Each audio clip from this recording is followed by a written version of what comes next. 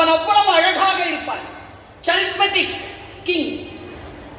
அவன் ஒரு முறை படையெடுத்துக் கொண்டு வந்த பொழுது அவனை போல் ஒரு மன்னனை அதற்கு முன்னும் யாரும் கண்டதில்லை, அதற்கு பின்னும் யாரும் கண்டதில்லை என்று வியக்கிறது பைபிள். என்ன குவாலிட்டி இருந்தது அந்த மன்னன் கிட்ட தெரியுமா? ஒரே குவாலிட்டி தான். அது நம்முடைய அமைச்சர்களிடத்தில், அதிகாரிகளிடத்தில், நம்மை ஆட்சி செய்கின்றவர்களிடத்தில் இருக்கிறதான்னு பார்த்துக்கோங்க. அப்புறமா வாக்கு வங்கிக்கு போங்க. நாம் பேசுறது உங்களுக்கு புரியுதா? ஒரு மிகப்பெரிய ஒரு குதிரையில அந்த சாலமோன் வந்துட்டு இருக்கும் பொழுது, அப்படியே தூசி படலம் வந்துட்டு இருக்கும் பொழுது, ஒரு மரத்திற்கு கீழே வரிசை கட்டி போய்கிட்டு இருந்த எறும்புகள் சொன்னதாம், பெரிய ஒரு படம் வருது, நம்மளை அழிச்சிட்டு போயிடும், நம்ம எல்லாருமே உள்ள போயிடலாம்.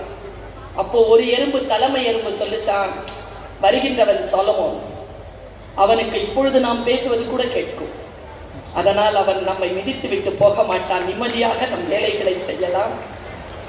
இப்படிப்பட்ட அரசாட்சி இருக்கிறதா? மக்களுக்காக சிந்திக்கக்கூடிய அரசாட்சி இருக்கிறதா?